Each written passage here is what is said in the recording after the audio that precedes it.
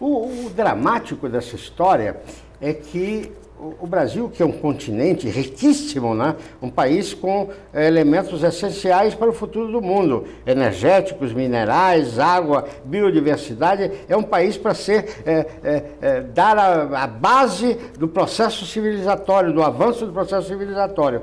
E, em compensação, nós temos uma parcela ponderável do nosso povo na miséria. Exatamente. E a juventude que se prepara não consegue trabalhar. Isso é uma coisa alucinante, né? Quer dizer, de uma incompetência sem limite. Ou seja, né? Há que reagir, né? Porque não é uma situação... Não é? Há que reagir. Agora, como os meios de comunicação bloqueiam as informações, o povo brasileiro é controlado por uma mídia que não permite que essas coisas importantes para o país sejam até discutidas. Até discutidas, exatamente. Quando devia se montar uma pressão sobre o Executivo, sobre o Congresso. Esses assuntos, por exemplo, não são discutidos no Congresso Nacional. Que diabo é isso? Exato. Que congresso é esse? É um congresso ao serviço do Brasil? Agora, o inimigo domina e campeia na área financeira, da área política, e todas as iniciativas que se fazem para montar um projeto nacional. Um continente desse não pode sobreviver se não tiver um projeto nacional baseado na sua vocação. E, claro, a energia é que movimenta o mundo. Nós temos a possibilidade de ter o mais importante projeto energético do mundo. Então, é estarrecedor porque que essas coisas não são, pelo menos, discutidas. Exatamente. Então, nós estamos com a equação mais perigosa possível, ou seja, uma riqueza fantástica de recursos e uma deficiência em termos de poder, em termos de autodeterminação. De autodeterminação. Então, essa equação nos coloca na posição a mais difícil possível e que requer uma reação pública geral. Por quê? Porque todo o país que ficou cedendo os seus recursos naturais, se especializou na exportação de matérias, de gêneros essenciais ou do que for, controlado pelos donos do comércio e da finança mundial, todos esses países reinstituíram a servidão. Ou seja, nós citamos aquele caso da Polônia, né, que no século XVIII, como exportador de cereais para a Europa, num comércio controlado pelos holandeses, acabou reinstituindo a servidão que já havia sido abolida. Quer dizer, então, na situação atual, o Brasil inclusive já está em parte nisso, com o agronegócio e várias outras coisas, os recursos sendo tirados. Então, o Brasil vai ficar, se as coisas continuarem caminhando na direção em que vão, ao Brasil só restará revogar o decreto da princesa Isabel. Né? O decreto de 1888 da abolição da escravatura. Há um aspecto, professor, que me preocupa tremendamente, isso que é evidente, claro, e nós não criamos instrumento, nós não nos preparamos, nós não temos projeto. Os americanos descobriram que o Brasil é a base da prosperidade do processo civilizatório. Estão eles criando empresas com sede nos Estados Unidos para comandar a riqueza brasileira. Então, estão comprando terras adoidadas, eles emitem dinheiro sem lastro. Então, só o dinheiro que nós vamos entregar dos juros este ano dá para comprar a preço de mercado o estado de Minas Gerais e o estado do Rio Grande do Sul todinho, quer dizer, dinheiro nosso para nos comprar. Então, nós estamos caminhando para um processo muito perigoso, né? De sermos uma colônia de 6ª categoria, tendo condições de ser o grande produtor energético do mundo, né? Tá certo? Exatamente. Quer dizer, não se toma nenhuma providência. Estão comprando as terras e as usinas, né? Coisas que levaram 40 anos para que a capacidade brasileira, que ficou claro, executou. É o único país que tem um programa nacional de alternativa a um derivado do petróleo. Então, o governo não toma nenhuma medida para impedir essa compra descontrolada de terras, né? Quer dizer, nós vamos ficar uma colônia que nem território temos. Nem território temos. Não dispomos dele, é verdade. Então, é uma situação melancólica, uma situação covarde, né? Covarde, porque os nossos filhos vão cobrar. O que é que vocês fizeram desse país? O que é que vocês nos entregaram? Bom, as condições de uma colônia, não, né? eles também têm que atuar, não adianta mais. Eles precisam atuar. Mas eles precisam terem acesso à informação. Ter acesso à informação. Esse é o grande déficit. Então, esse sistema de poder aí de que você está falando, ele tomou conta de tudo. O Brasil, desde 88, quando fizeram uma fraude na Constituição para proteger os juros da dívida pública, o Brasil já gastou em juros mais de 2 trilhões de reais. E o autor dessa deformação na Constituição é agora candidato à presidência da República. E que país é esse? Bom, muito bem. Pois é. Que país é esse? Pois é. Então, ao mesmo tempo, a área econômica, a equipe econômica, que é quem manda no país, que é quem permite o governo gastar alguma coisa, é o que corta os gastos disso, daquilo.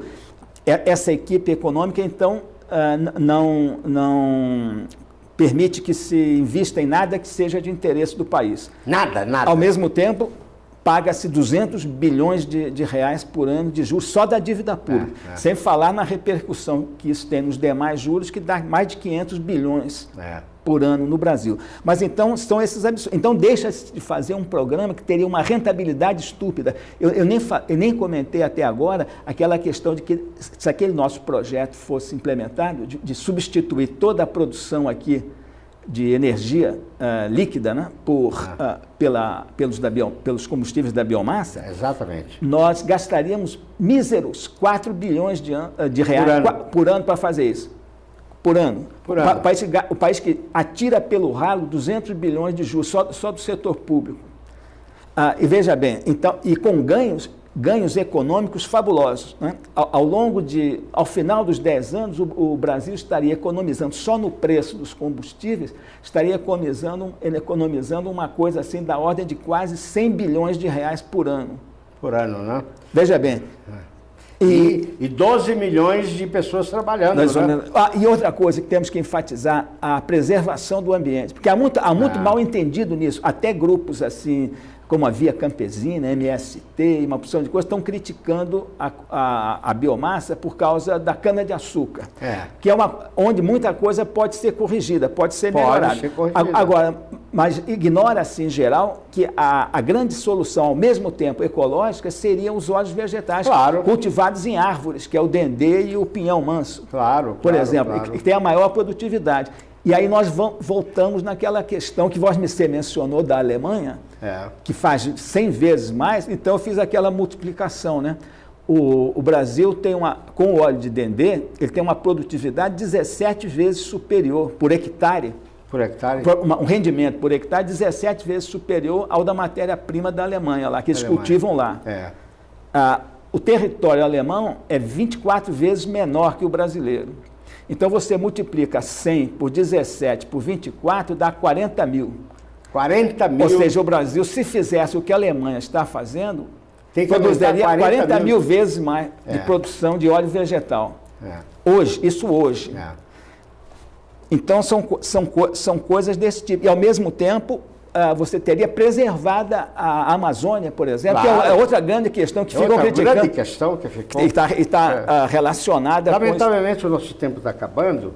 Isso aqui dá para conversar muito, né? Porque o que está acontecendo contra o Brasil é uma coisa criminosa, né? É criminosa. O Brasil é o único país que tem condições de resolver os 2 grandes colapsos da humanidade, que é o fim da era do petróleo, né? Vai faltar energia, e o problema ecológico do efeito estufa, que está mudando climas, provocando catástrofes enormes. O Brasil tem na sua mão a solução desses 2 problemas mundiais e não faz nada.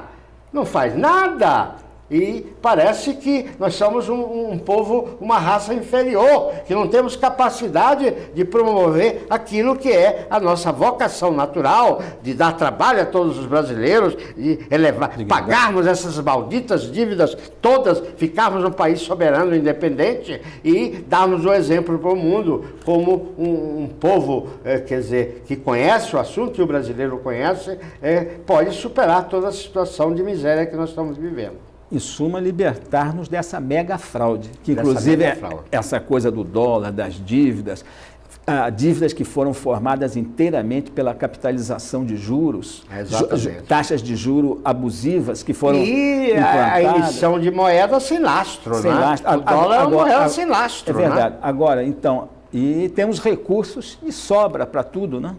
E, ao mesmo tempo, essa situação que exige, como estamos dizendo, né? Exige uma reação da sociedade. Realmente o povo brasileiro tem que assumir uma posição, todos os setores, e principalmente a juventude, porque a juventude é que vai pagar o preço. Está pagando. Está pagando, mas vai pagar muito mais. Então, é um crime que nós coloquemos os nossos filhos nessas condições tão precárias, tão amarradas, tão blindadas, de nos transformarmos em uma nação colonial de 6ª categoria, um continente desses. É um absurdo. Eu também quero falar da inatividade das universidades. A universidade deviam ter seminários permanentes para discutir a questão nacional. Aqui está a inteligência, aqui e nas outras universidades. É um elemento fundamental o conhecimento da natureza, o conhecimento das potencialidades brasileiras. E as universidades não estão dando nenhuma contribuição.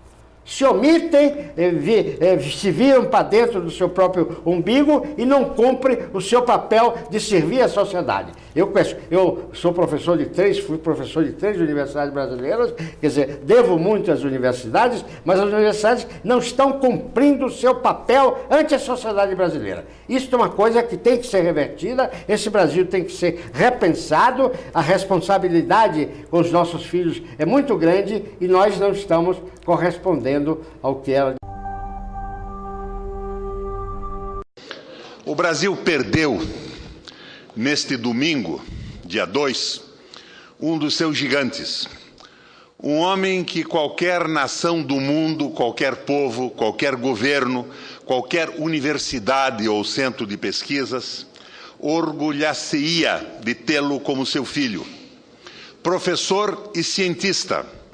No entanto, sob quase completo silêncio, morreu Bautista Vidal. Do governo de sua Casa Civil, que tantos lamentos manifesta com o passamento de brasileiros cuja trajetória não constitui propriamente um exemplo de vida, não ouvimos uma palavra sequer, qualquer homenagem, rigorosamente nenhum reconhecimento. Poucos brasileiros amaram sua terra com tanto ardor, com tanta paixão, quanto Bautista Vidal. Tive o privilégio de ser seu amigo. Impressionava-me seu entusiasmo pelo Brasil, por nossas infinitas potencialidades tropicais, por nossas energias ilimitadamente renováveis, contrapondo-se à ditadura do petróleo. Quando começava a falar sobre isso, Bautista iluminava-se, transfigurava-se, parecia levitar. Normalmente, superficialmente, quando se faz referência a Bautista Vidal, em especial nossa inefável mídia, tende-se a resumir sua biografia à criação do Proálcool, o que não é pouco. O Proálcool é o resultado do pensamento de Bautista Vidal sobre a energia e o desenvolvimento.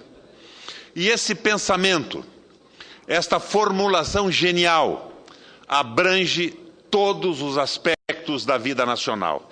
Não se restringe a um programa específico. É um programa para o Brasil, Brasil-nação. No entanto, nas referências a Bautista Vidal, que nossos dependentistas faziam e fizeram agora por ocasião de sua morte, o pensador, o formulador desaparece. Não existe. Talvez seja por isso que o governo federal silenciou diante da morte de Bautista, nacionalista, antiprivatista, de uma brasilidade extremada. Bautista deve ser uma lembrança incômoda, embaraçosa e inoportuna a um governo que está promovendo o maior programa de privatização e desnacionalização da história do Brasil. De qualquer forma, presidente, quero fazer aqui uma justiça. Justiça ao Jornal Nacional da Rede Globo, que noticiou a morte de Bautista Vidal. Já a TV Brasil, do governo federal, nem